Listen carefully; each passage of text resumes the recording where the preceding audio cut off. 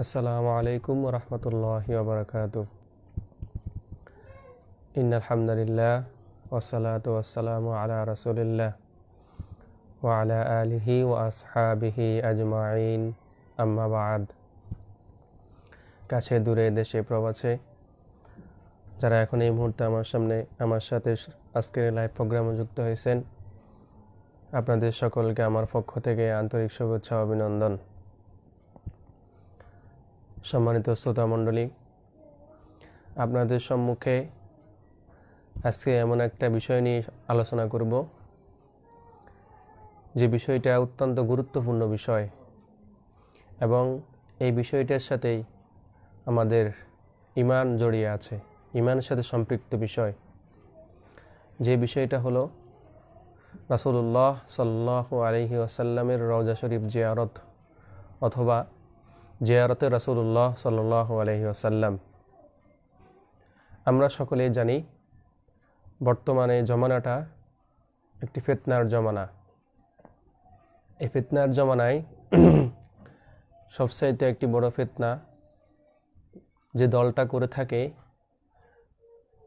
নামদারি আহলে হাদিস নামের একটা দল, তারা বর্তমান জমানায় এই আমাদের সমাজে ফিতনা ছড়ায় থাকে বেশিরভাগ। সম্প্রতি যে ফিতনা তারা ছড়াচ্ছে সবসময় সবখানে, যেটা হলো যে রাসূলুল্লাহ সাল্লাল্লাহু আলাইহি ওয়াসাল্লাম যে কেউ যদি পবিত্র হজ করতে যায় তাহলে যেন রাসূলুল্লাহ সাল্লাল্লাহু আলাইহি ওয়াসাল্লামের রওজা শরীফ জিয়ারতের উদ্দেশ্যে যেন না যায়, এরকম কথা বলে থাকে। এই আহলে হাদিসদের মধ্যে একটি বড় ফিতনা, তাদের একজন শায়েখ আব্দুর রাজ্জাক বিন ইউসুফ, সে সবসময় কথাটা বলে থাকে। আমরা আজকে দেখব যে সত্যি কি রাসূলুল্লাহ সাল্লাল্লাহু আলাইহি ওয়াসাল্লামের রওজা শরীফ জিয়ারত করা কি গুনাহের কাজ, নাকি শিরকি কাজ, নাকি বেদাত কাজ, সে বিষয়টা আমরা জানার চেষ্টা করব ইনশাআল্লাহ। সর্বপ্রথমে আমি আপনাদের সম্মুখে পবিত্র কোরআন শরীফ থেকে সূরা নিসার একটি আয়াত তেলাওয়াত করব। ৬৪ নম্বর আয়াত, সূরা নিসার ৬৪ নম্বর আয়াত আমি আপনাদের সম্মুখে তেলাওয়াত করব, যে আয়াত শরীফ দ্বারা রাসূলুল্লাহ সাল্লাল্লাহু আলাইহি ওয়াসাল্লামের রওজা শরীফ জিয়ারত সাব্যস্ত করা হয়েছে। এবং এই আয়াতের সামান্যটুকু ব্যাখ্যা, রওজা শরীফ জিয়ারতের ব্যাখ্যা সংক্ষেপে আলোচনা করব এবং এর সাথে সংশ্লিষ্ট দুইটি হাদিস, আয়াতের সাথে সংশ্লিষ্ট দুইটি হাদিস নিয়ে আপনাদের সম্মুখে আলোচনা করব ইনশাআল্লাহ। রাসূলুল্লাহ সাল্লাল্লাহু আলাইহি ওয়াসাল্লামের রওজা শরীফ জিয়ারত এটি পবিত্র কোরআন শরীফের আয়াত দ্বারা সাব্যস্ত। আল কোরআনে, পবিত্র কোরআনে সূরা নিসার ৬৪ নম্বর আয়াতে আল্লাহ তাআলা ইরশাদ করেছেন যে ওয়ালাউ আন্নাহুম ইযলামু আনফুসাহুম জাউকা ফাস্তাগফিরুল্লাহ ওয়াস্তাগফার লাহুমুর রাসূল লাওয়াজাদুল্লাহা তাওয়াবার রহিমা। যে আমার আল্লাহ তাআলা সূরা নিসার ৬৪ নম্বর আয়াতে ইরশাদ করেছেন যে আর যদি তারা নিজেদের উপর জুলুম করার পরে আপনার নিকট আসে, ওয়ালাউ আন্নাহুম ইযলামু আনফুসাহুম জাউকা ফাস্তাগফিরুল্লাহ, আপনার নিকট আসে এবং আল্লাহর কাছে ক্ষমা চায়, ওয়াস্তাগফার লাহুমুর রাসূল, এরপরে এবং রাসূল তাদের জন্য ক্ষমা প্রার্থনা করেন। তারপর আল্লাহ তাআলা বলেছেন লাওয়াজাদুল্লাহা তাওয়াবার রহিমা, তাহলে আল্লাহ তাআলা তাকে তওবা কবুলকারী এবং পরম দয়ালু হিসেবে তার কাছে প্রিয় হবেন। তার মানে এই আয়াত দ্বারা আমরা যে বিষয়টা জানার চেষ্টা করব, রওজা শরীফ জিয়ারতের সম্পর্ক। এই আয়াতের ব্যাখ্যাতে এখন এই আয়াতের মূল বক্তব্যটা কি? এই আয়াতের মূল বক্তব্য হলো যে সকল মানুষ নানা কারণে অপরাধী হয়ে নবী করিম সাল্লাল্লাহু আলাইহি ওয়াসাল্লামের দরবারে উপস্থিত হয়ে মহান আল্লাহর দরবারে ক্ষমা প্রার্থনা করে এবং আপন আপন গুনাহসমূহ মাফ করতে না চায়, যারা নিজেদের উপর অন্যায় করেছে, জুলুম করেছে এবং এই জুলুম করার পরে রাসূলুল্লাহ সাল্লাল্লাহু আলাইহি সাল্লামের দরবারে এসে রাসূলুল্লাহ সাল্লাল্লাহু আলাইহি সাল্লামের কাছে উসিলা করে আল্লাহর কাছে ক্ষমা চায়। মহান আল্লাহ তাআলা তাদের ইস্তিগফার বা ক্ষমা প্রার্থনাকে কবুল করেন এবং তাদের মার্জনা আল্লাহ তাআলা কবুল করেন। আল্লাহ তাআলা তার বিশেষ রহমতে তওবাকারীদের তওবাকে কবুল করে নিয়ে তাদেরকে নিষ্পাপ করে দেন। তবে তাদের ক্ষমা প্রাপ্তির জন্য শর্ত হলো তাদেরকে আপনার নিকট রওজা শরীফে এসে তওবা করা। তারা যেন রাসূলুল্লাহ সাল্লাল্লাহু আলাইহি সাল্লামের রওজা শরীফে এসে তওবা করে, তারপর আল্লাহর নিকট ক্ষমা প্রার্থনা করা, রাসূলুল্লাহ সাল্লাল্লাহু আলাইহি সাল্লামের জন্য তাদের জন্য সুপারিশ করা। তারা রাসূলুল্লাহ সাল্লাল্লাহু আলাইহি সাল্লামের নিকট এসে তওবা করবে এবং এরপরে আল্লাহর নিকট ক্ষমা প্রার্থনা করবে। এরপরে রাসূলুল্লাহ সাল্লাল্লাহু আলাইহি সাল্লাম, নবী সাল্লাল্লাহু আলাইহি সাল্লাম তাদের জন্য আল্লাহর কাছে সুপারিশ করবেন। অর্থাৎ ফাইন জাউকা মুস্তাগফিরিনা ফাতাকাররামতু আলাইহিম বিল ইস্তিগফারি লাহুম। অতঃপর তারা যদি আপনার নিকট ক্ষমা প্রার্থনাকারী রূপে আগমন করে, তাহলে তাদের নিজেদের অপরাধ ক্ষমা প্রার্থনার জন্য আমি তাদেরকে দয়া করব এবং আপনার সম্মানে আমি আল্লাহর নিকট তারা ক্ষমা পাবে। তারা যদি আপনাকেই উসিলা করে আল্লাহর কাছে ক্ষমা চায়, আমি আল্লাহর কাছে ক্ষমা চাই, তারা আমাকে ক্ষমাকারী হিসাবে পাবেন। তবে শর্ত হলো আপনি নবীকে উসিলা করতে হবে, আপনার কাছে আসতে হবে। অপরদিকে রাসূলুল্লাহ সাল্লাল্লাহু আলাইহি সাল্লামের সুপারিশ থাকাও একান্ত প্রয়োজন। কেননা আল্লাহ তাআলা বলে দিয়েছেন যে ওয়াস্তাগফারা লাহুমুর রাসূল, রাসূল তাদের জন্য সুপারিশ করবেন। ওয়াস্তাগফারা লাহুমুর রাসূল, রাসূল সাল্লাল্লাহু আলাইহি সাল্লাম তাদের জন্য সুপারিশ করবেন। উল্লেখিত তিনটি শর্তের বর্তমানে চূড়ান্তভাবে আল্লাহ তাআলা বলেন যে ক্বালাল্লাহু সুবহানাহু ওয়া তাআলা, আল্লাহ তাআলা ইরশাদ করেছেন যে লাওয়াজুদুল্লাহা তাওয়াবার রহিমা, অবশ্যই তারা আল্লাহকে তওবা কবুলকারী এবং অতীব দয়াশীল হিসেবে পাবেন। তাওয়াবার রহিমা। আলোচ্য আয়াত থেকে আমরা যে বিষয়টা জানবো, শুধু আগমন এবং ক্ষমা প্রার্থনা করা কি যথেষ্ট বলা নয়, বরং নবীর দরবারে উপস্থিত হয়ে অপরাধ ক্ষমা চাইতে হবে এবং আল্লাহ রাসূল সাল্লাল্লাহু আলাইহি সাল্লামকেও তাদের জন্য সুপারিশ করতে হবে। তাহলে তারা মহান আল্লাহকে থেকে তওবা কবুলকারী এবং অতিশয় দয়াবান হিসেবে পাবে। রাসূল সাল্লাল্লাহু আলাইহি সাল্লাম ওই ব্যক্তির জন্য আল্লাহর কাছে সুপারিশ করতে হবে। অতএব উল্লেখিত আয়াতে জাউকা, তারা আপনার নিকট আসবে, জাউকা তারা আপনার নিকট আসবে, এখানে আল্লাহ তাআলা শর্ত রেখেছেন। এবং ওয়াস্তাগফারা লাহুমুর রাসূল, রাসূল সাল্লাল্লাহু আলাইহি সাল্লাম তাদের জন্য সুপারিশ করবেন। আমরা রাসূল সাল্লাল্লাহু আলাইহি সাল্লামের নিকট যাব, যাওয়ার পরে রাসূল সাল্লাল্লাহু আলাইহি সাল্লাম আমাদের জন্য সুপারিশ করবেন।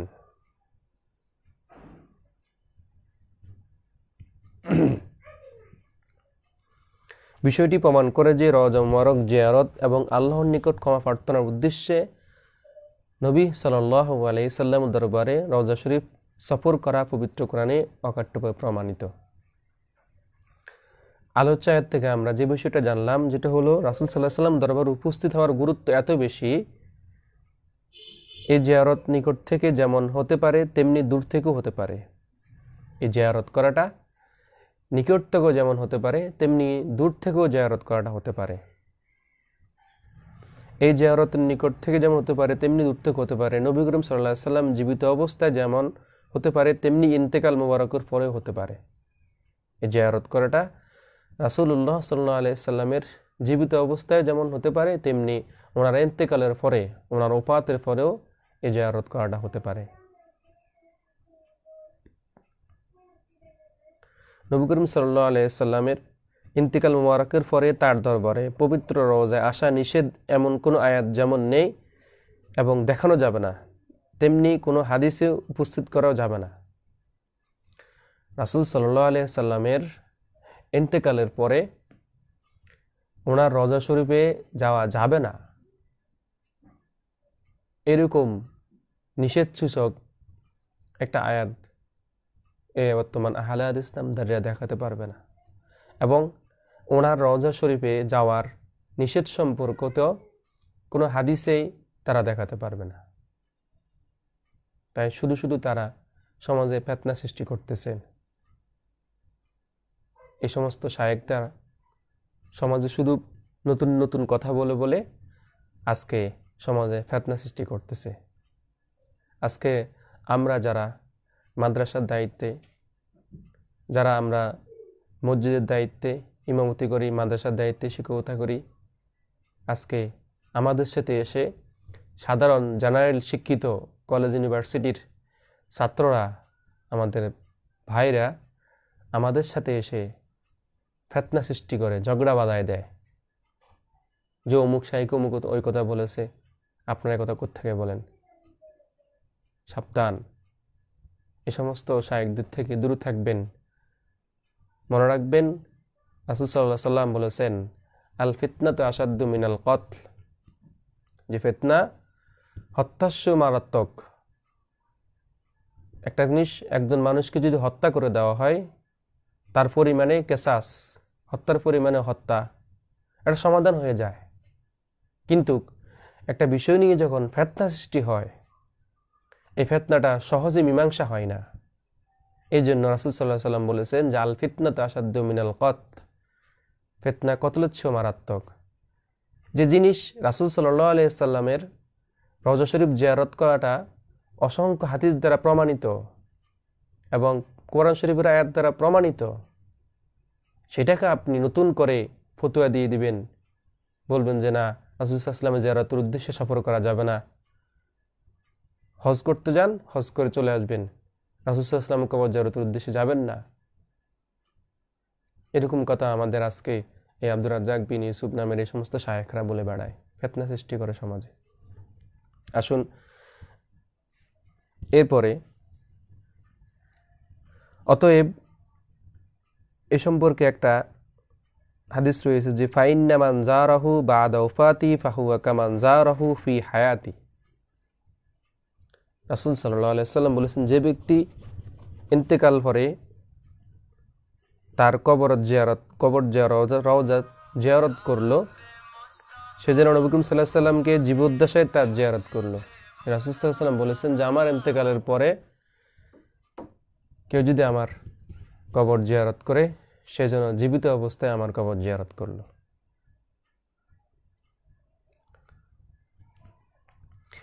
এই উপরোক্ত আলোচনা থেকে আমরা যে বিষয়টা জানতে পারলাম যে নবী করিম সাল্লাল্লাহু আলাইহি ওয়াসাল্লাম রওজা শরীফ জিয়ারত এবং সেখানে আসা বা জিয়ারতের উদ্দেশ্যে সফরে বের হওয়া কোনোটি নিষেধ নয়, বরং নবী করিম সাল্লাল্লাহু আলাইহি ওয়াসাল্লাম মহান আল্লাহর দরবারে হাজির হওয়ার বিষয়টিকে দারুণভাবে উৎসাহিত করা হয়েছে।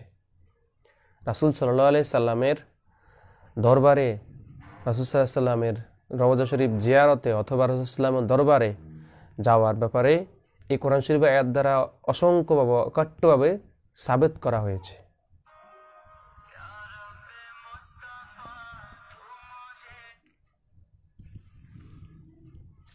আমরা উপরোক্ত আলোচনা থেকে, এই আয়াত শরীফ থেকে আমরা কয়েকটি উপকারের কথা জানব। এই আয়াত শরীফ থেকে আমরা কয়েকটি উপকারের কথা জানব। প্রথম বিষয়টা হলো যে ফাফাউজু কুল্লি জাইরিন লাহু সাল্লাল্লাহু আলাইহি ওয়াসাল্লাম বিগুফরানিল্লাহি তাআলা, প্রত্যেক রওজা জিয়ারতকারীর জন্য রয়েছে মহান আল্লাহর পক্ষ থেকে ক্ষমা। যে ব্যক্তি রাসূলুল্লাহ সাল্লাল্লাহু আলাইহি সাল্লামের রওজা শরীফ জিয়ারত করবে, তার জন্য আল্লাহর পক্ষ থেকে রয়েছে ক্ষমা। তারপরে রাসূলুল্লাহ সাল্লাল্লাহু আলাইহি সাল্লামের সম্মানে কারণে মহান আল্লাহর পক্ষ থেকে রহমত লাভ এবং সৌভাগ্য অর্জন করা। রাসূলুল্লাহ সাল্লাল্লাহু আলাইহি সাল্লামের সম্মানে আল্লাহর পক্ষ থেকে রহমত লাভ, সৌভাগ্য অর্জন করা। তারপরে ইস্তিগফারের মাধ্যমে অন্ধকারাচ্ছন্ন পাপে ভরা জীবন থেকে মুক্তি লাভ করা। তারপর নবী করিম সাল্লাল্লাহু আলাইহি সাল্লামের সুপারিশ নসিব হওয়া এবং ভাগ্য সুপ্রসন্ন হওয়া। এরপরে আল্লাহকে তওবা গ্রহণকারী হিসেবে পাওয়া। আল্লাহ তাআলা আমাদের তওবা কবুল করবেন, সেই সেবা আমরা আল্লাহকে পেতে পারি। এমন কোনো বোকা মানুষ কি আছে জীবনে এমন প্রয়োজনীয় বিষয় এবং উপকার থেকে নিজেকে বঞ্চিত করবে? অনুরূপভাবে আল্লাহ তাআলা ইরশাদ করেছেন, ওয়ামান ইয়াখরুজ মিন বাইতিহি মুহাজিরান ইলাল্লাহি ওয়া রাসূলিহি সুম্মা ইদরিকুহুল মাউতু ফাকাদ ওয়াকা আজরুহু আলাল্লাহ ওয়া কানাল্লাহু গফুরার রহিমা। আর যে ব্যক্তি নিজ ঘর থেকে বের হবে আল্লাহ এবং তার রাসূলের উদ্দেশ্যে, হিজরত করার উদ্দেশ্যে, অথবা সে মৃত্যুমুখে পতিত হলো, তার প্রতিদান অবধারিত হয়ে গেছে আল্লাহর কাছে। আল্লাহ পরম ক্ষমাশীল এবং দয়ালু। সূরা নিসার 100 নম্বর আয়াতে এই কথাটা উল্লেখ রয়েছে।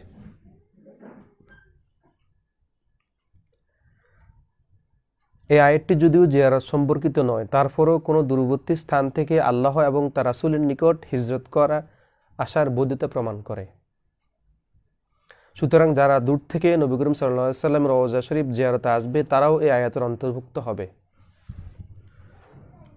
এবং তাওবা ইস্তেগফার ও নবী সাল্লাল্লাহু আলাইহি ওয়াসাল্লামের সুপারিশের কারণে ক্ষমা পাওয়ার যোগ্যতা লাভ করবে। কেননা উমুরুল আয়াতি বিজামিল আহওয়াল, যে আয়াতের সাধারণ অর্থ সর্বাবস্থায় প্রযোজ্য। যে আয়াতটা, এই আয়াতটা সাধারণ অবস্থায় সর্বাবস্থায় এটা প্রযোজ্য। সাধারণ অর্থে এই আয়াতটা সর্বাবস্থায় প্রযোজ্য। অতএব পবিত্র কোরআনের আলোকে রওজা শরীফ মুবারক জিয়ারত করা সম্পূর্ণভাবে বৈধ। সম্পূর্ণভাবে রাসূলুল্লাহ সাল্লাল্লাহু আলাইহি ওয়াসাল্লামের রওজা শরীফ জিয়ারত করা এটা সম্পূর্ণভাবে বৈধ। এবার আসেন এই সূরা নিসার 64 নম্বর আয়াতের ব্যাখ্যা অথবা বিশ্লেষণে মুফতিগণ কি বিশ্লেষণ করেছেন। আমরা আর অন্য কোথাও যাব না, আমরা সরাসরি চলে যাব মক্কা আল মুকাররমার মুফতির বিশ্লেষণ। মক্কা মুকাররমার বা হারামের মুফতি আল্লামা ফকিহ জামালউদ্দিন আব্দুল্লাহ শেখ, আল্লামা ফকিহ জামালউদ্দিন আব্দুল্লাহ শেখ, তিনি এই আয়াতের বিশ্লেষণে তিনি কি বলেছেন আমরা সে বিষয়টা জানার চেষ্টা করব।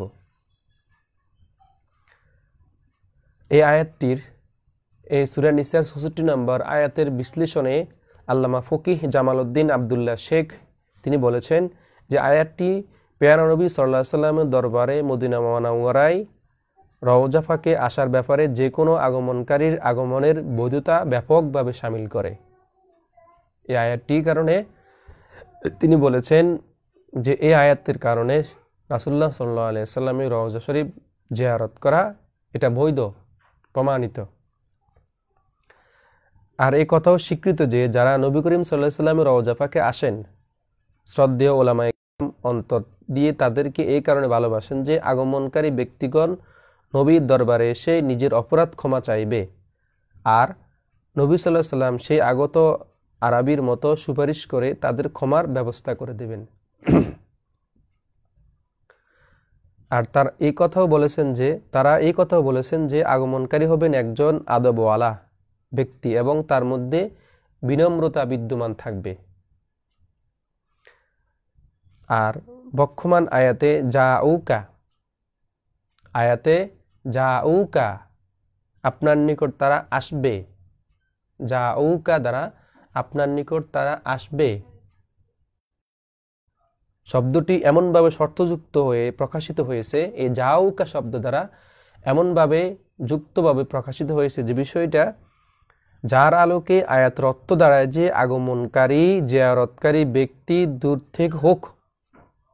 দূর থেকে হোক অথবা কাছের থেকে হোক, সফর হোক অথবা বিনা সফর হোক, আগমন করলে সর্ব অবস্থায় ফজিলত পাবে। এই আয়াতের বিশ্লেষণ আমাদের কোনো বর্তমানে কোনো এই আপনার সাধারণ মৌলবী করেন নাই, মুফতি করেন নাই। মসজিদে হারামের মুফতি আল্লামা ফকি জামালউদ্দিন আব্দুল্লাহ শেখ তিনি এই সূরা নিসার 64 নম্বর আয়াতের বিশ্লেষণে তিনি কথা বলতেছেন। এটা আমাদের কথা না, এটা সৌদি আরবের একজন মুফতি, গ্র্যান্ড মুফতি, পবিত্র হারামের একজন মুফতির কথা। তিনি এই আয়াতের ব্যাখ্যা দিতে, বিশ্লেষণ দিয়ে এই ফতোয়া দিচ্ছেন। আপনি কোথায় ওনার ফতোয়াকে আপনি ইয়ে করবেন? কখনো সম্ভব না। এবার আসেন, তিনি আরো কি বলতেছেন? অতএব নবী সাল্লাল্লাহু আলাইহি ওয়াসাল্লামের ইন্তেকালের পরে মাগফিরাত লাভের সেই মহান উদ্দেশ্যে মাথায় রেখে রওজা মুবারকে আসতে কোনো বাধা নেই। তিনি বলেছেন যে অতএব রাসূল সাল্লাল্লাহু আলাইহি ওয়াসাল্লামের ইন্তেকালের পরে মাগফিরাত লাভের উদ্দেশ্যে রাসূলুল্লাহ সাল্লাল্লাহু আলাইহি ওয়াসাল্লামের রওজা শরীফ জিয়ারত করতে আসা এর কোনো বাধা নেই, সম্পূর্ণভাবে বৈধ। নাফাহাতুর রিয়া ওয়াল কবুল, পৃষ্ঠা 6 নম্বর পৃষ্ঠা, নাফাহাতুর রি ওয়াল কবুল 6 নম্বর পৃষ্ঠায় আল্লামা ফকি শামা জামাল উদ্দিন আবদুল্লাহ শেখ তিনি এই বিশ্লেষণ দিয়েছেন। এবার আসেন, এই ৬৬ নং আয়াতের ব্যাখ্যায় বিশ্ববিখ্যাত মুফাসসিরগণের অভিমত। সূরা নিসার যে ওয়ালাউ আন্নাহুম ইয যালামু আনফুসাহুম জাআউকা ফাস্তাগফিরুল্লাহ ওয়াস্তাগফার লাহুমুর রাসূল লাওয়াজাদুল্লাহ তাওয়াবার রহিমা, এই আয়াতের ব্যাখ্যায় বিশ্ববিখ্যাত মুফাসসিরগণ কি বলেছেন? আমরা সেটা দেখব। রাসূলুল্লাহ সাল্লাল্লাহু আলাইহি সাল্লামের এই ব্যাপারে জীবিত অবস্থা অথবা ইন্তেকালের অবস্থাকে যে সমানভাবে শামিল করা আছে, এই ব্যাপারে মুফাসসিরগণের দ্বিমত নেই। মুফাসসিরগণ এই ব্যাপারে কোনো প্রকার দ্বিমত নেই যে আয়াতের ব্যাখ্যায় বলেছেন যে রাসূল সাল্লাল্লাহু আলাইহি ওয়াসাল্লামের জীবিত অবস্থায় অথবা ওনার ইন্তেকালের পরে, ওফাতের পরে রাসূল সাল্লাল্লাহু আলাইহি ওয়াসাল্লামের জিয়ারত করা নিষেধের ক্ষেত্রে কোনো মুফাসসির নিষেধ করেন নাই। তার প্রমাণ হলো তারা প্রত্যেকেই তাদের তাফসিরে আয়াতটির ব্যাখ্যা বিশ্লেষণ এবং তাফসিরে গ্রামীণ আরাবি এবং আতাবি রাদিয়াল্লাহু তাআলা আনহুর ঘটনাটি উল্লেখ করেছেন যে আরাবি নবী সাল্লাল্লাহু আলাইহি ওয়াসাল্লামের দরবারে তার রওজা জিয়ারতে এসে নবী করিম সাল্লাল্লাহু আলাইহি ওয়াসাল্লামের উসিলা ধরে নিজের কৃত অপরাধের ক্ষমা চেয়েছে। এই আতাবির, তিনি কে? আব্দুল্লাহ আতাবি, যিনি ওই মুহূর্তে নবী করিম সাল্লাল্লাহু আলাইহি ওয়াসাল্লামের রওজার পাশে তন্দ্র অবস্থায় অবস্থান করছিলেন। নবী সাল্লাল্লাহু আলাইহি ওয়াসাল্লাম আতাবির মাধ্যমে তাকে সুসংবাদ জানিয়ে দিয়েছিলেন যে আল্লাহ পাক গ্রামীণ বেদুইনকে ক্ষমা করে দিয়ে জান্নাতে শুভ সংবাদ দান করেছেন। একজন গ্রামীণ বেদুইন তিনি এসে রাসূল সাল্লাল্লাহু আলাইহি ওয়াসাল্লামের রওজাতে এসে ওনার কাছে এসে ওনাকে উসিলা করে আল্লাহর কাছে ক্ষমা চেয়েছেন। আল্লাহ তাআলা আতাবির আল্লাহ তাআলা তাকে ক্ষমা করে দিয়েছেন। রাসূল সাল্লাল্লাহু আলাইহি ওয়াসাল্লাম আতাবিরের মাধ্যমে স্বপ্নে এটা দেখিয়েছেন তিনি।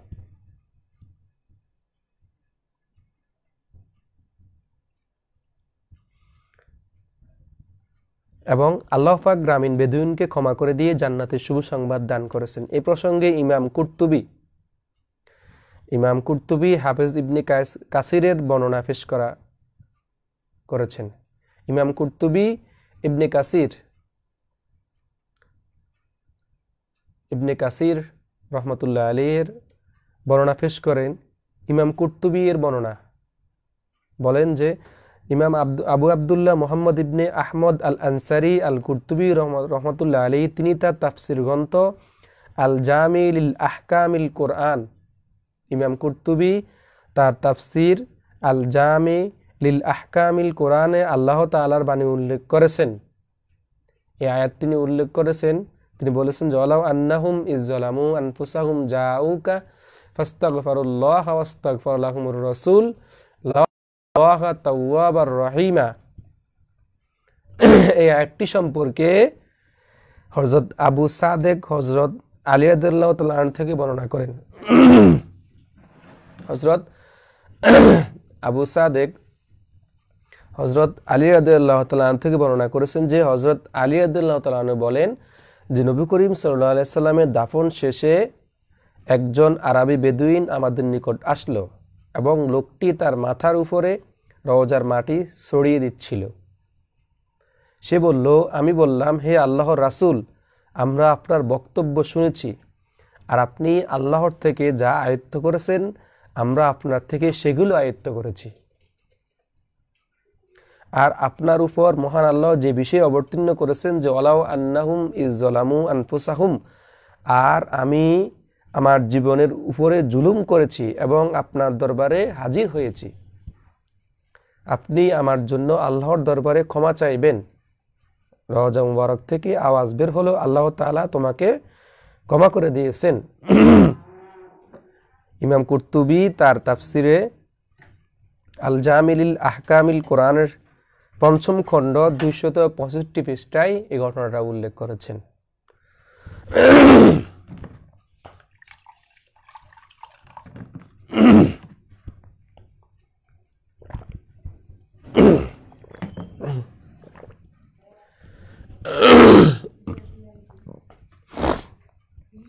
আমরা সংক্ষেপে এই আয়াতের তাফসিরে জানলাম যে রাসূলুল্লাহ সাল্লাল্লাহু আলাইহি সাল্লামের রওজা শরীফ জিয়ারত করা সম্পূর্ণভাবে বৈধ। সম্পূর্ণভাবে রাসূলুল্লাহ সাল্লাল্লাহু আলাইহি সাল্লামের রওজা শরীফ জিয়ারত করা সম্পূর্ণভাবে বৈধ। এবার আসেন আয়াতের সাথে সংশ্লিষ্ট দুইটা হাদিস বলবো। এই হাদিসের সাথে সংশ্লিষ্ট দুইটা হাদিস আমি আপনাদের সম্মুখে বিশ্লেষণ করব।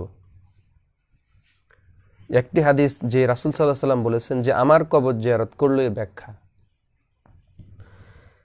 হযরত ইবনে উমর থেকে বর্ণিত যে ক্বালা রাসূলুল্লাহ সাল্লাল্লাহু আলাইহি ওয়াসাল্লাম মান যারা কবরি ওয়াজাবাত লাহু শাফাআতি, মান যারা কবরি ওয়াজাবাত লাহু শাফাআতি। রাসূল সাল্লাল্লাহু আলাইহি সাল্লাম বলেছেন যে ব্যক্তি কবর জিয়ারত করলো, মানে আমার কবর জিয়ারত করলো বা রওজা জিয়ারত করলো, তার জন্য আমার শাফাত ওয়াজিব হয়ে গেল। সুবহানাল্লাহ।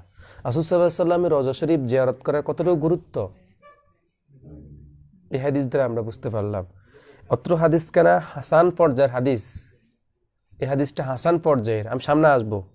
ইমাম কুরতুবী তার সুনানে ২য় খণ্ড ২৭৮ পৃষ্ঠা, ইমাম কুরতুবী তার সুনানের ২য় খণ্ড ২৭৮ পৃষ্ঠা, আল্লামা কাজী আয়াজ রহমতুল্লাহ আলাইহি তার আশিফা বিতারিফি হুকুকিল মুস্তাফা, আশিফা বিতারিফি হুকুকিল মুস্তাফার ২য় খণ্ডে ৮৩ পৃষ্ঠা। তারপরে ইমাম হাকিম তিরমিজি আন নাওয়াদির গ্রন্থের, হাকিম তিরমিজি আন নাওয়াদির গ্রন্থের ১৪৮ পৃষ্ঠা এবং দাওলাবি আল কুনা গ্রন্থের ২য় খণ্ডের ৬৪ পৃষ্ঠায় অত্র হাদিসখানা উল্লেখ করেছেন। আল্লামা হাফেজ জালালউদ্দিন সুয়ুতি, ইমাম জালালউদ্দিন সুয়ুতি যিনি হাফিজুল হাদিস, যিনি ২ লক্ষ হাদিস তার সনদ সহ মুখস্থ ছিল, এই জালালউদ্দিন সুয়ুতি তিনি বলেছেন যে লাউ ওয়াজাদতু আকসারা মিনহু লা হাফিজতুহু, আমি জালালউদ্দিন সুয়ুতি যদি এরপরও যদি আমি একটা হাদিস পেতাম ওই হাদিসটা আমি মুখস্থ করতাম। ওনারাই হলেন প্রকৃত আহলে হাদিস, ওনারাই হলেন প্রকৃত আহলে হাদিস, যারা হাদিসের বিশারদ, যারা হাদিসের মুহাদ্দিস, যারা হাদিসের পাণ্ডিত্য অর্জন করেছেন, যাদের লক্ষ লক্ষ হাদিস মুখস্থ ছিল, চিনাই ছিল। সিয়াসিত্তার ৬ জন ইমাম, ইমাম বুখারী সহকারে সিয়াসিত্তার ৬ জন ইমাম, ইমাম ইবনে হাজার আসকালানি যিনি বুখারী শরীফের ব্যাখ্যা ফতুহুল বারী লিখেছেন, তারপরে উমদাতুল কারি যে লেখক আল্লামা বদরুদ্দিন আইনি যিনি বুখারী শরীফের ব্যাখ্যা উমদাতুল কারি লিখেছেন, ইমাম জালালউদ্দিন সুয়ুতি যিনি অসংখ্য তাফসির লিখেছেন, তাফসির জালালাইন, তাফসির দুররে মানসুর, তারপরে অসংখ্য আরো যারা হাদিসের পাণ্ডিত্য অর্জন করেছেন, ইমাম আহমদ ইবনে হাম্বল, ওনারা হলেন প্রকৃত আহলে হাদিস। হাদিসের আহলে হাদিস মানে হাদিসের আহাল যারা, হাদিসের পণ্ডিত যারা, হাদিসের গবেষক যারা, যাদের সিনে লক্ষ লক্ষ হাদিস মুখস্থ ছিল, যারা হাদিসের কখনো খেয়ানত করেন না, তারাই হলো আহলে হাদিস। হাদিস মানে হাদিসের আহাল। আমরা যখন আহলে কোরআন বলি, যারা হাফেজে কোরআনদেরকে আহলে কোরআন বলা হয়, কারণ তাদের সিনার ভিতরে তাদের সিনার পবিত্র কোরআন শরীফ 30 পারা কোরআন শরীফ হেফজ করেছে, সংরক্ষণ করেছে। তেমনি যারা লক্ষ লক্ষ হাদিসের হাফেজ, তারা হলেন প্রকৃতপক্ষে আহলে হাদিস। আর আহলে হাদিস মানে হাদিস অনুসরণ করা না, হাদিসের উপর আমল করা না, হাদিসকে আঁকড়ে ধরা না, হাদিসের গবেষণা করা। যে লক্ষ লক্ষ হাদিস যারা মুখস্থ করেছে, আয়ত্ত করেছে, হাদিস নিয়ে যারা গবেষণা করেছে, হাদিস মুখস্থ করেছে, তারাই হলো আহলে হাদিস। আজকে ওই আপনার কোনো এক ভার্সিটির কোনো এক পড়াশোনা করলো, মাত্র আলেম পাস করলো, ফাজল পাস করলো, তারা নিজেদেরকে আহলে হাদিস বলে দাবি দিচ্ছে। জাতি হতাশ, আমরা আজকে হতাশ। কোন দিকের কোন মৌলবী চিনা যায় না, কিন্তু তারা আহলে হাদিস বলে দাবি করে থাকে, হাদিসের অনুসরণ করে থাকে। 10টা হাদিস তার মুখস্থ নেই, সে কিসের আহলে হাদিস? 10টা হাদিস যে সনদ সহকারে মুখস্থ করতে পারবে না, যার সনদ সহকারে মুখস্থ নেই, সে আহলে হাদিস দাবি করে। মুফতি কাজী ইব্রাহিম তো বলে দিয়েছেন যে আহলে হাদিস নামে কোনো দল হবে না, কোনো সংগঠন থাকবে না। হাদিস নামে আহলে হাদিস নামে কোনো দল, কোনো সংগঠন থাকবে না। আহলে হাদিস নামে কয়েকজন পণ্ডিত থাকবেন, শায়েখ থাকবেন, যারা লক্ষ লক্ষ হাদিসের হাফেজ। এই যার কথা বলতেছিলাম, ইমাম জালালউদ্দিন সুয়ুতি 2 লক্ষ হাদিসের হাফেজুল হাদিস। এই ইমাম জালালউদ্দিন সুয়ুতি তার আল মানাজিল গ্রন্থে 208 পৃষ্ঠায় উল্লেখ করেছেন। আল মানাজিল গ্রন্থে 208 পৃষ্ঠায় উল্লেখ করেছেন, লাহু তুরুকুন ওয়া শাওয়াহিদু হাসানাহু লিয়াজালিহাজ যাহাবিয়্যু। লাহু তুরুকু ওয়া শাওয়াহিদু হাসানাহু লিয়াজালিহাজ যাহাবিয়্যু। যে উল্লেখিত হাদিসখানা একাধিক পন্থায় বর্ণিত হয়েছে এবং এর পক্ষে সমর্থনকারী হাদিসের সংখ্যা অত্যাধিক। এই কারণে আল্লামা যাহাবি রহমতুল্লাহ আলাইহি হাদিসখানাকে হাসান বলেছেন।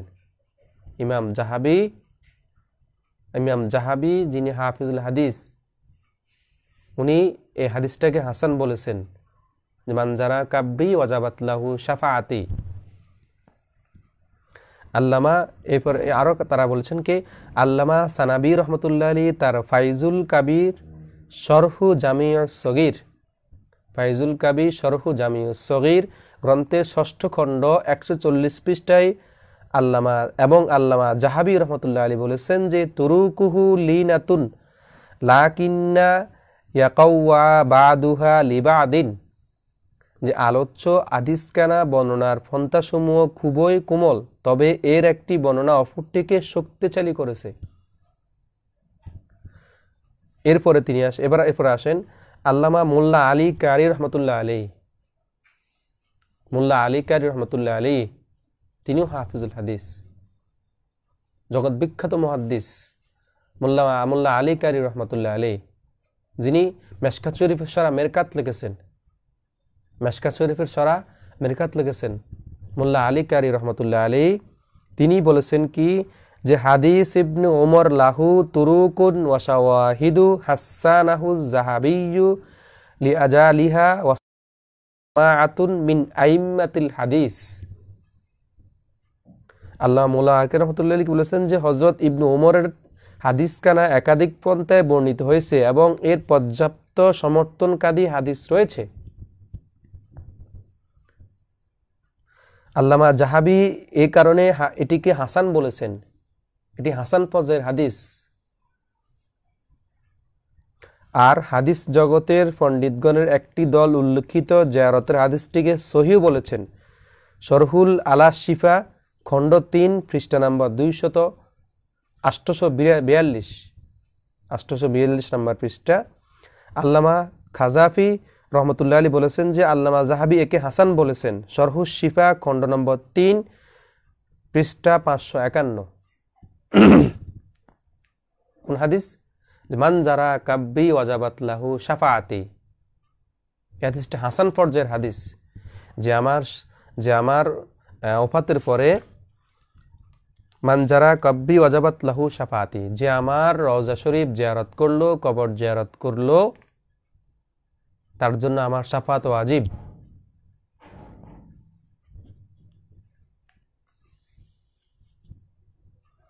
উল্লেখিত বর্ণনা ও বিস্তারিত আলোচনা প্রমাণ করে যে হযরত ইবনে উমরের বোন উমর রাদিয়াল্লাহু আনহু এর নবী সাল্লাল্লাহু আলাইহি ওয়াসাল্লাম রওজা জিয়ারত সংক্রান্ত হাদিসখানা জয়ীফ বা মাউজু নয়, বরং হাদিসখানা হাসান এবং সহিহ।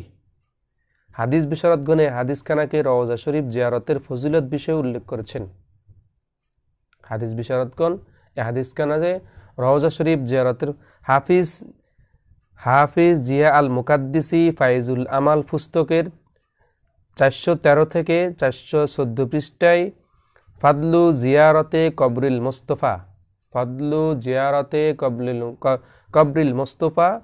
নবী সাল্লাল্লাহু আলাইহি ওয়াসাল্লামের জিয়ারতের অধ্যায়ের ফজিলত শিরোনামে হযরত উমরের উক্ত হাদিসখানা উল্লেখ করেছেন। এরপরে অনুরূপভাবে রওজা জিয়ারতের ফজিলত বর্ণনায় হাফিজ আবু আব্দুল্লাহ আল হালিমি তার আশ-শুআব পুস্তকের 2য় খণ্ড 13 পৃষ্ঠা, ইমাম রাফেই হজ সংক্রান্ত হাদিসের বর্ণনায় আল তালখিস আল হাবিব গ্রন্থের 2য় খণ্ডে 267 পৃষ্ঠা এবং ইমাম নববী রহমতুল্লাহ আলী আল ইজা নামক গ্রন্থের 488 পৃষ্ঠায় উক্ত হাদিসখানা উল্লেখ করেছেন।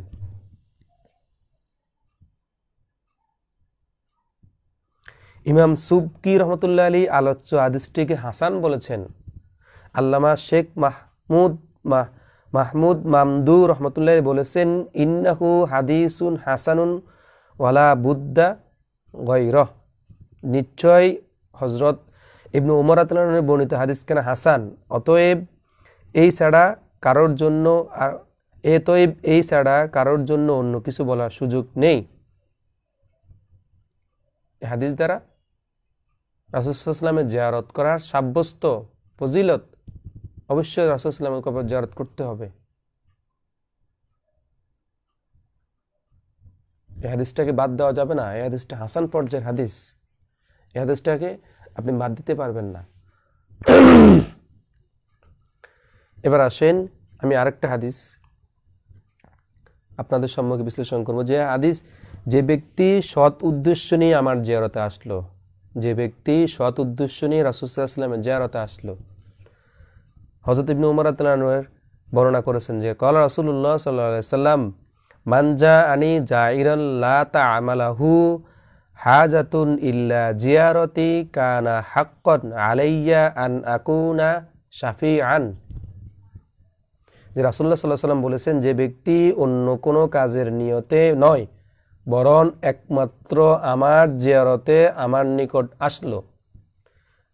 রাসূল সাল্লাল্লাহু আলাইহি ওয়াসাল্লাম বলেছেন যে ব্যক্তি অন্য কোনো নিয়ত নয়, শুধু আমার জিয়ারতের নিয়তে, আমার জিয়ারতের উদ্দেশ্যে নিয়ত করে আসলো, এতে আমার উপর দায়িত্ব এসে গেল যে কানা হাক্কান আলাইয়া আন আকুনা শাফিআন, যে আমি যেন তার জন্য সুপারিশ হয়ে যাই। যে ব্যক্তি, রাসূল সাল্লাল্লাহু আলাইহি ওয়াসাল্লাম বলেছেন কি, যে ব্যক্তি অন্য কোনো নিয়ত নয়, আমার নিয়তে যে ব্যক্তি আমার জিয়ারতে আসলো, রওজা শরীফ জিয়ারতে আসলো, তার জন্য আমার শাফাত ওয়াজিব হয়ে গেল। আর অথচ এই আব্দুর রাজ্জাক বিন ইউসুফ নামের এই সমস্ত ফিতনাবাজ আহলে হাদিস নামধারী শায়েখরা তারা বলে থাকে যে রাসূলুল্লাহ সাল্লাল্লাহু আলাইহি ওয়াসাল্লামের রওজা শরীফ জিয়ারতের উদ্দেশ্যে নিয়ত করে যাওয়া যাবে না। মাআযাল্লাহ। অথচ এই হাদিস রাসূল সাল্লাল্লাহু আলাইহি ওয়াসাল্লাম কি বলে দিয়েছে। এবার আসেন, অত্র হাদিসখানা হাসান তো বটেই, তবে কারা কারো মতে সহিহ বটে। এই হাদিসটা হাসান পর্যায়ের অথবা কারা কারো মতে সহিহ। আমি আমার কথা বলতেছি না, আমি বিশ্ববিখ্যাত মুহাদ্দিসদের, বিশ্ববিখ্যাত তাফসীরকারকদের, মুহাদ্দিসদের কাউল বর্ণনা করতেছি আমি, যারা হাদিসের বিশারদ, তাদের বিশ্লেষণ বর্ণনা করতেছি আমি, আমার কথা বলতেছি না। ওনারা কি বলেছেন হাদিস সম্বন্ধে। হাফিজ ইবনে আসাকির তদীয় ইতিহাস পুস্তক আত-তাওয়ারিখ এর 2য় খণ্ড 406 পৃষ্ঠা, ইমাম তবরানী আল কাবির গ্রন্থের 12তম খণ্ডে 291 পৃষ্ঠা, ইমাম দারাকুতনি তার সুনানে, আল্লামা হাফিজ জাহাবি তার এর বর্ণনা মতে আল মিজান গ্রন্থের 4th খণ্ড 104 পৃষ্ঠা অত্র হাদিসখানা হাসান হিসেবে বর্ণনা করেছেন। কে? ইমাম আসাকির তার আত-তাওয়ারিখের 2য় খণ্ড 406 পৃষ্ঠা, ইমাম তবরানি আল কাবির গ্রন্থের 12তম খণ্ডের 291 পৃষ্ঠা, ইমাম দারাকুতনি তার সুনানে, আল্লামা হাফিজ জাহাবি তার বর্ণনা মতে আল মিজান গ্রন্থের 4th খণ্ড 104 পৃষ্ঠায় অত্র হাদিসখানাকে হাসান বর্ণনা করেছেন। অত্র হাদিসখানা হাসান, এই হাদিসটা দঈফ নয়, এই হাদিসটা মাউজু নয়, এই হাদিসটা হাসান পর্যায়ে বর্ণনা, হাসান পর্যায়ের হাদিস। তারপরে হাফিজ আল্লামা হাইসামি জগৎ বিখ্যাত মুহাদ্দিস আল্লামা হাইসামি রহমতুল্লাহ আলাইহি কি বলেছেন যে খুব কম করে হলেও এই কথা অবশ্যই বলা প্রয়োজন যে উল্লেখিত হাদিসখানা হাসান, বরং মুহাদ্দিস ইমাম হাবিবুর রহমানের পুস্তকে আল মাতালিব প্রথম খণ্ড 371 পৃষ্ঠার বর্ণনা মতে হাফিজ বুশরি রহমতুল্লাহ আলাইহি আলোচ্য হাদিসকে হাসান বলেছেন। আলোচ্য হাদিসকে হাসান বলেছেন যে ওয়ালাকিন লাহু শাহিদুন ইনদা আবি ইউলা ওয়া তাবারানি বিসানাদিন সহিহ, যে হযরত আবু ইউলা এবং ইমাম তাবারানির নিকট সহিহ সনদের মাধ্যমে এর প্রমাণ মজুদ রয়েছে। ইমাম তাবারানি এবং আবু ইউলার নিকট এই হাদিসটা সহিহ সনদে মজুদ রয়েছে। সহিহ সনদে কি মজুদ রয়েছে? আপনি কোথায় যাবেন এখন? জগৎ বিখ্যাত মুহাদ্দিস ওনারা আপনাদের মতো এসব নামদারি আহলে হাদিস না। তারপরে আর যে আমার কবর জিয়ারত করলো আমি তার জন্য সাক্ষ্যদানকারী হব। এই প্রসঙ্গে হাদিস বিশারদ প্রখ্যাত মুহাদ্দিস হাফিজ আল্লামা বুশাইরি রহমতুল্লাহ বলেছেন যে আলোচ্য হাদিসখানা সনদে বর্ণনাকারী তাবির নাম না জানার কারণে আল্লামা তয়ালুসি রহমতুল্লাহ উক্ত হাদিসখানাকে জয়ীব বা দুরূহ বলেছেন। তবে এই হাদিসখানা ইমাম আবু ইউলা রহমতুল্লাহ আলাইহি এবং ইমাম তবারানি রহমতুল্লাহ নিকট সহিহ সনদের মাধ্যমে বর্ণিত হয়েছে যে মান যা আনি জাইরন আর মান যা আনি জাইরন হাদিসখানা সমর্থনকারীর ওপর একটি হাদিস তার প্রমাণ রয়েছে। ইমাম তবরানি রহমতুল্লাহ আলাইহি তো সহিহ সনদের মাধ্যমে অত্র হাদিসখানাকে বর্ণনা করেছেন, বিদায় এই হাদিসকে দুর্বল বলা অযৌক্তিক। অতএব রাসূলুল্লাহ সাল্লাল্লাহু আলাইহি ওয়াসাল্লাম রওজা শরীফ জিয়ারত করা, রওজা মুবারক জিয়ারত করা একটি ফজিলতপূর্ণ কাজ। রাসূল সাল্লাল্লাহু আলাইহি ওয়াসাল্লামের রওজা শরীফ জিয়ারত করা, রাসূল সাল্লাল্লাহু আলাইহি ওয়াসাল্লামের জিয়ারতের উদ্দেশ্যে সফর করা একটি ফজিলতপূর্ণ কাজ, গুরুত্বপূর্ণ বিষয়।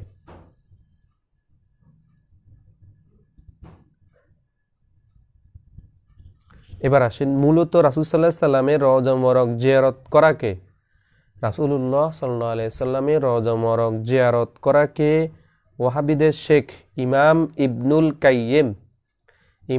ইবনুল কাইয়্যিম তিনি বলেছেন যে এটা শ্রেষ্ঠ আমল। ইমাম ইবনুল কাইয়্যিম তিনি বলেছেন যে এটা শ্রেষ্ঠ আমল। আল্লামা ইবনে কাইয়্যিম আল কাসিদাতুন নুনিয়া পৃষ্ঠা 181 নম্বর পৃষ্ঠায় ইমাম ইবনুল কাইয়্যিম বলেছেন যে এটা শ্রেষ্ঠ আমল রাসূল সাল্লাল্লাহু আলাইহি ওয়াসাল্লামের কবর জিয়ারত করা, রওজা শরীফ জিয়ারত করা। তিনি হায়াতুন নবী, এটা আমাদের আহলে সুন্নাত ওয়াল জামাতের আকীদা।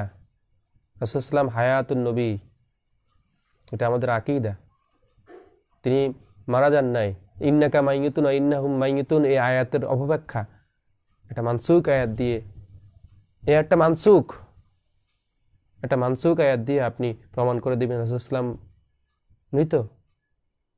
হ্যাঁ, তিনি আমাদের এই জগৎ থেকে তিনি ইন্তেকাল করেছেন। তিনি বারজাক, আলামে বারজাকে তিনি হায়াত, জীবিত অবস্থায় আছেন।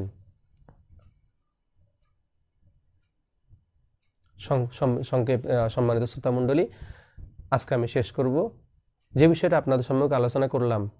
পবিত্র কোরআন এবং কোরআনের আলোকে এবং যে সূরা নিসা 64 নম্বর আয়াতের সাথে সংশ্লিষ্ট যে দুইটি হাদিস বললাম, আমি আমার কথা বলিনি, আমি জগৎ বিখ্যাত মুহাদ্দিসদের কাউল, ওনাদের হাদিস বিশারদদের ব্যক্তি, ওনাদের নিকট সহি কিনা এই সমস্ত বিষয় আমি আপনাদের সম্মুখে আলোচনা করেছি। আল্লাহ তাআলা আমাদের সকলকে এই সমস্ত নামদারি শায়েখদের ফিতনা থেকে আমাদের সকলকে বিরত রাখুক, আমিন। সকলে ভালো থাকবেন, সুস্থ থাকবেন। আসসালামু আলাইকুম ওয়া রাহমাতুল্লাহি ওয়া বারাকাতুহু।